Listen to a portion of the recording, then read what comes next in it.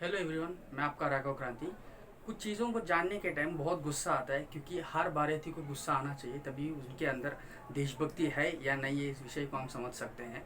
आज से कई दिनों से इंडिया और चाइना के बीच में जो बहुत ही टेंशन चालू था, पर 2-3 दिनों के पहले से उनके इंडिया के जवानों को रात के अंधेरों में मारना, पहले 3 जवान बोला, बाद में रात के 11:30 बजे भारत सरकार के द्वारा 20 जवान करके डिक्लेयर कर दिया गया है। पर चाइना के तरफ से एक भी डिक्लेरेशन नहीं आया।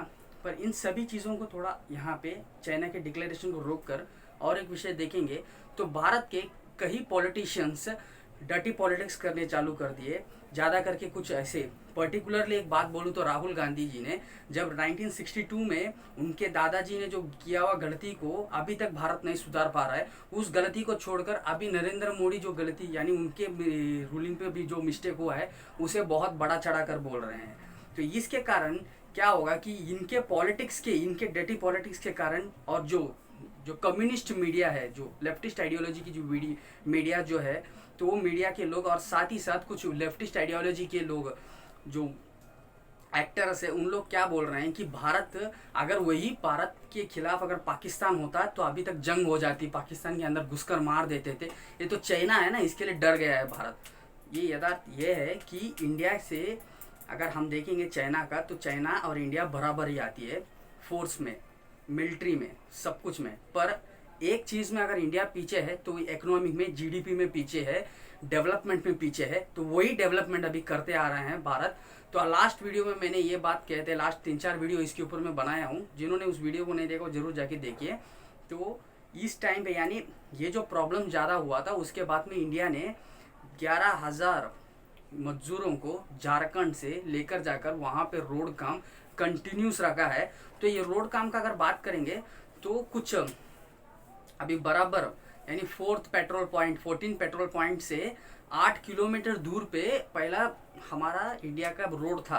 पर अभी प्रॉपर यानी पेट्रोल पॉइंट के बाजू से रोड बनाया जा रहा है। तो उसके लिए उन लोग यानी पेट्रोल पॉइंट के ऊपर ही रोड बनाएंगे।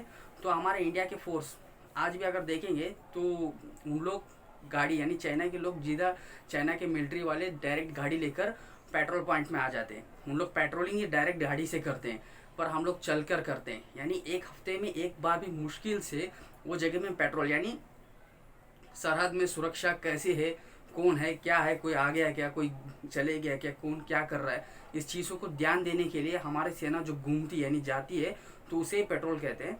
तो वो जो काम होता है, तो काम में 2-3 दिन यानी 10 जन 11 जन ऐसे एक टीम बनकर जाके पेट्रोल करते हैं।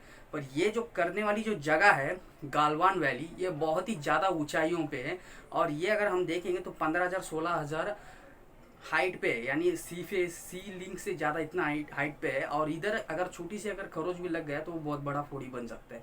और इसमें एक प्रॉब्लम और एक है, जो ये वाली वैली के ठीक नीचे शोक नदी चलता था। यानी उस टाइम पे जब भारत और ये जो चाइना इंडिया सब ये नहीं थी, तो उस टाइम पे ज़्यादा करके जो व्यापारी होते थे तिब्बत के, वो व्यापारी इसी शोक रिवर से यानी उस शोक नदी के ऊपर से, जब ठंडी के मौसम था तो होने के समय में उस टाइम पे ये गल यानी पूरा टाइट ये हो जाए, बर्फ़ बन जाती है, तो उसके ऊपर से हम लोग चल कर जाते हैं। और गर्मी के मौसम में जब गल जाता है नदी पे पानी, तब ये बहुत ही पराक्रमी से बहता है। तो उसके ऊपर हम अभी ब्रिज भी नहीं बना रहे हैं। इतने दिन ब्रिज नहीं बना था, पर अभी ब्रिज बना रहे हैं। तो ये सब चीज़ को चाइना देखकर डर गया, यही सच्चाई है। और इस बात पे अगर मैं आपको इसमें मैप में दिखाता हूँ, तो ये मैप में अगर हम देखेंगे तो प्रॉपर झगड़ा हुआ जगह ये है। तो ये पॉइंट्स के अगर हम देखेंगे तो थोड़ा अलग से, ये देखिए,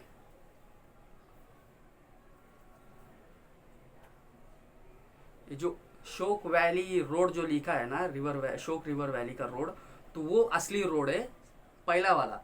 और अभी वाला जो रोड बनाया जा रहा है, ये वाला रोड है, यानी नदी के ये बाजू, यानी वेस्टर्न साइड में जो था वो पुराना रोड है, और ईस्टर्न साइड का जो रोड है वो नया रोड है। और इसी रोड का काम अभी उपस्थित परिस्थिति में चालू है।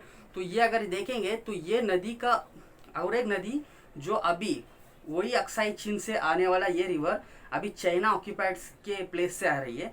तो इसके ऊपर अभी ये ब्रिज बना दिया है। तो देखो, ये ब्रिज बना दिया है। तो ये ब्रिज का जो प्रॉपर जो प्लेस है ना, ये प्लेस सीधा जाके उधर लिंक होती है। तो उन लोगों ने इस विषय को ही रोकने के लिए बहुत ही हाई लेवल पे उन लोग आ गए और इंडिया के काम पूरा रोकने की काम हुई। पर अभी अगर हम देखेंगे तो ये जो जगह है, जो ये काम चल रहा है, ये जो प्रॉपर जो बॉर्डर LAC जो माना जाता है उससे 4 किलोमीटर दूर पे, यानी प्रॉपर इंडिया के अंदर है। तो इसमें कोई आपत्ति जगह नहीं, बोलने की कोई पॉइंट ही नहीं है चाइना को। फिर भी इन लोग करने का कारण ये है कि इन लोगों का अगर ज़्यादा से ज़्यादा इंडिया का बॉर्डर्स के ऊपर रोड डेवलपमेंट हो गया तो हमारी सेना ज़्यादा से संख्या में एक ही जल्दी से जल्दी पहुंच सकता है। तो चाइना का फोर्स को वहीं पर रोकने की एक बहुत ही बड़ा टेक्निक्स हो सकते हैं, यानी उनके ऊपर कार्रवाई, जवाबी कार्रवाई करने के लिए बहुत ही ईजी हो सकती है। तो इसके लिए उन लोग ये नहीं होना चाहिए करके बहुत दिनों से कोशिश कर रहे हैं। इस बात पे अगर हम देखेंगे तो लीजियन करके एक व्यक्ति है। तो ये जो आदमी, लास्ट टाइम भी एक वीडियो में मैं बोला था, तो ये व्यक्ति जो है अभी एक्सटर्नल मिनिस्टर्स जो है उस मिनिस्टर में बहुत ही बड़ा अहम रोल किरदार निभा रहा है। और इसका नाम, ये लास्ट टाइम भी बहुत अमेरिका के अगेंस्ट में बहुत बड़ी बड़ी टॉपिक्स डिस्कशन करता है और ट्विटर में बहुत इंडिया के अगेंस्ट में और फॉरेन कंट्रीज़ के अगेंस्ट में करते हैं। तो ये वुल्फ एंड वॉरियर की जो पॉलिसी है तो उसमें एक मेन रोल ये इसका ही है और ये अभी एक्सटर्नल अफेयर्स का स्पोक्स पर्सन है। तो इसके बातों में ये बात समझ में आती है कि इंडिया के जितने भी स्टेप्स है अभी सेल्फ सफिशिएंट यानी आत्मनिर्भर भारत की एक बहुत ही बड़ी पॉलिसीज निकाली है।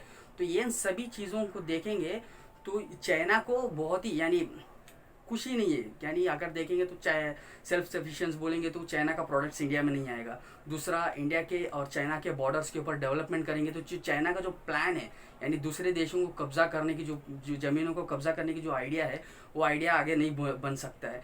और इन सभी चीज़ों से इन लोग खुश नहीं है और ज़्यादा से ज़्यादा इंडिया डेवलप हो जाएगा तो उनका GDP गिर जाएगा। और अभी last time foreign direct investment के जो पॉलिसीज है उसमें बहुत ही बड़ी बदलाव लेके आया। यानी इंडिया ने एक नया पॉलिसी लेके आया वर्ल्ड नेशंस की स्ट्रैटेजी देखकर कि इंडिया के अंदर चाइनीज आने वाले दिन में इन्वेस्टमेंट नहीं करेंगे। अगर इन्वेस्टमेंट करना है तो इंडियन गवर्नमेंट डिसाइड करेगा कौन इन्वेस्टमेंट करेगा और नहीं करेगा। तो ये पॉइंट से चाइना को ये बात टेंशन बढ़ गया है कि उन लोग को यानी उनके प्रोडक्शन भी बंद हो जाएगा और फ्यूचर में उनको आने वाले जो इन्वेस्टमेंट करके जो प्रॉफिट आएगी वो प्रॉफिट भी इंडियन गवर्नमेंट ने बंद कर दिया। तो ये सभी चीज़ इंडिया की तरफ से हो रहा है।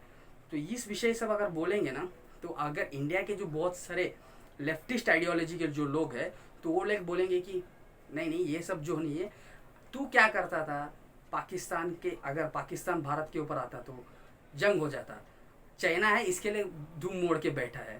तो ये सब बात गलत है क्योंकि सरहद में जो लड़ रहा है सैनिक वो पूरे देश के लिए लड़ रहा है, उसके परिवार के लिए नहीं लड़ रहा है।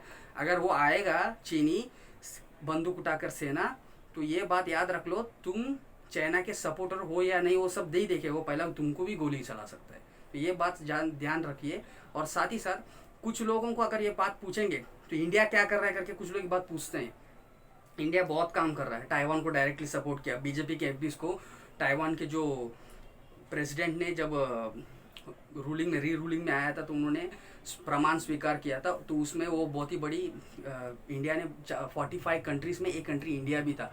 तो ये बहुत ही बड़ा पॉइंट्स है। तो ये पॉइंट्स हम तो बोलेंगे ना तो इसके ऊपर ज़्यादा ध्यान नहीं देंगे। और साथ ही साथ इंडिया ने अभी बहुत ही बड़ा स्टेप लिया है। फिलीपींस को इंडिया ने ब्रह्मोस मिसाइल्स यानी सुपरसोनिक मिसाइल्स इंडिया और कुछ देशों में ही है तो वो सुपरसोनिक मिसाइल्स फिलीपींस को देने की बात की है। और साथ ही साथ ऑस्ट्रेलिया के साथ एक टाई अप हुआ है अभी joint military exercise, navy exercise, air force exercise करने के लिए भी इंडिया आगे बढ़ गई है ऑस्ट्रेलिया के साथ। तो ये बहुत ही बड़ा स्टेप्स है, फिलहाल अभी देखने जाएंगे तो। पर ये स्टेप्स वगैरह ज़्यादा करके जो अगर हम देखेंगे तो ये जो इंडिया के खिलाफ बोलने वाले लोगों की ये बात सब बड़ी चीज़ नहीं लगती है। अगर ज़्यादा अगर बढ़ चढ़ कर पूछेंगे ना तो पॉइंट आने तो उसके ऊपर डिस्कशन करेंगे करके ऐसी नकारने का काम करते हैं। तो ये असली उपस्थित स्ट्रैटेजी है। अगर हम चाइना का अगर जो छोड़े हुए बात है, चाइना के जो सैनिक मर गए तो ये बहुत ही दिनों से इनका स्ट्रैटेजी है कि सेना के पास उस टाइम पे जब हमारे 3 जवान जो मर गए बोल रहे थे तब उस जगह में डेड फोर्स करके एक नया फोर्स चाइना के द्वारा इंट्रोड्यूस किया गया है। तो इन लोगों का यही काम रहता है कि सामने वाले के अगेंस्ट जाने, अपोजिशन फोर्स के जो रहते हैं मिलिट्री ऑफिसर्स वगैरह उन लोग को मारना।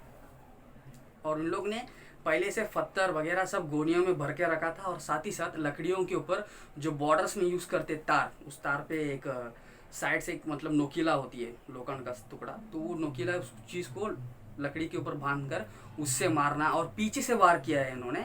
और ये उन्होंने जाने का कारण भी ये था कि डी एक्सकेवेशन, यानी दोनों देश के यानी ऑफिसर्स जो थे उन्होंने बात कर 2.5 किलोमीटर पीछे जाने की जो बातचीत हुई थी, तो उसके तहत चाइना ने यानी टेंट, जो टेम्पोररी टेंट डाला था उनके जवान रहने के लिए, तो टेंट निकाला, वापस थोड़ी देर के बाद वापस लगा दिया। तो ये क्यों लगाया पूछने के लिए हमारे जवान गए थे, और कुछ कारण नहीं था। पर इन लोग ये बोल रहे हैं कि जो ग्लोबल टाइम्स है, चाइना के ऑफिशियल्स, लेफ्टिस्ट के जो पीपल्स चाइना कम्युनिस्ट पार्टी जो है, उन लोगों का ऑफिशियल्स पेपर है, ऑफिशियली पेपर यही है। तो इस पेपर का मानना यह है कि इंडिया फोर्स ने चाइना के अंदर घुसपैठ किया और चाइना के मिलिट्री ऑफिसर्स और ऑफिशियल्स को और सोल्जर्स को मारा है करके। तो मारा है तो कितने संख्या में मर गए ये नहीं बोलेंगे, क्योंकि इन लोगों की ज़्यादा संख्या के डेथ रेट यानी दर्ज हुआ है। अगर देखेंगे तो 45 मिलिट्री सोल्जर्स मर गए हैं, उसमें हायर ऑफिसर्स भी है, ऐसा माना जा रहा है। पर ये बात को चाइना ने डायरेक्टली गवर्नमेंट से ऑफिशियली रिलीज नहीं किया है। उनके प्रेस न्यूज़ में, यानी कुछ प्रेस न्यूज़ होती है जो सच्चाई बोलने की काम करती है, तो उनके प्रेस न्यूज़ ने ये बोला है कि लगभग 35 लोग सच में मर गया है और 40 से ज़्यादा लोग घायल भी हुआ है। तो ऐसे अगर हम देखेंगे तो 1967 में भी यही काम किया था इन्होंने। लास्ट टाइम अगर देखें तो 1967 में भी तो बहुत ही बड़ा झगड़ा वगैरह किया था इन्होंने। तो उस टाइम पे सिक्किम में बहुत बड़ा झगड़ा किया था, तो उस टाइम पे इंडिया ने करारी जवाब दिया था। 50 लोग अकबर आसपास मर गए, तो वापस जवाबी कार्रवाई जब इंडिया ने किया था, तो उसके प्रतीक 400 लगभग चीनी लोग मर गए, चीनी सोल्जर्स मर गए। तो ये बात से हम समझ सकते हैं कि इंडिया के जो मिलिट्री ऑफिसर्स है और मिलिट्री सोल्जर्स है कितने अच्छा ट्रेंड है, और कितने देश के प्रति उनके योगदान कितने अच्छा तरीके से है, हम ये बात समझ सकते हैं। तो तभी भी उस टाइम पे भी ये जो रिलीज था 400 लोग जो मर गए थे, तो उन लोगों का भी रिलीज यानी बोला नहीं गया कि हम लोग की तरफ से 400 लोग का डेथ हुआ। पर इंडिया एक डेमोक्रेटिक कंट्री है, इसके लिए इंडियन गवर्नमेंट ने 88 इंडियन सोल्जर्स का डेथ हुआ इस बात को पुष्टि की थी। तो इस आज के लिए इतना ही है। हमारे देश के प्रति अच्छी विचार हमें ही रखना होगा, दूसरा बाहरी के देश के लोग आके नहीं रखेंगे। तो ये विषय प्लीज़ आप समझने की कोशिश करिए कि अपना देश है तो अपना जो सोल्जर है वो अपना है, और हमारी हर एक सैनिक को सपोर्ट करने के लिए हम सरहद में जाने की ज़रूरत नहीं है। पर अभी उपस्थित परिस्थिति में पूरे देश उनके साथ है, ये विश्वास दिलाना है, तो ऐसे बर्ताव करें। क्योंकि अभी फ़िलहाल अगर मैं देखूंगा तो ज़्यादा करके ट्विटर में बहुत इंसल्टिंग वर्ड्स यूज़ कर रहे हैं ट्विटर्स में। तो ये कारण से हम समझ सकते हैं कि ये सब काय के लिए, किस कारण से। अगर एक पर्टिकुलर पार्टी को आप इंसल्ट कर रहे हैं, तो ये जो सैनिक है सरहद में, तो ये सरहद में रहने वाला सैनिक पार्टी वाला नहीं है, किसी पक्ष का हित के लिए काम नहीं कर रहा है, देश के हित के लिए काम कर रहा है। इसके लिए आप देश के ऊपर बात करिए, देश के खिलाफ नहीं। ये बात कहकर इस वीडियो को ख़त्म करता हूँ।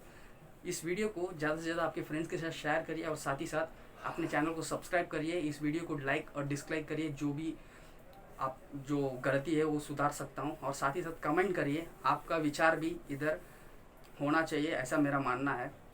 Until then bye, your Raghav Kranti Krishna.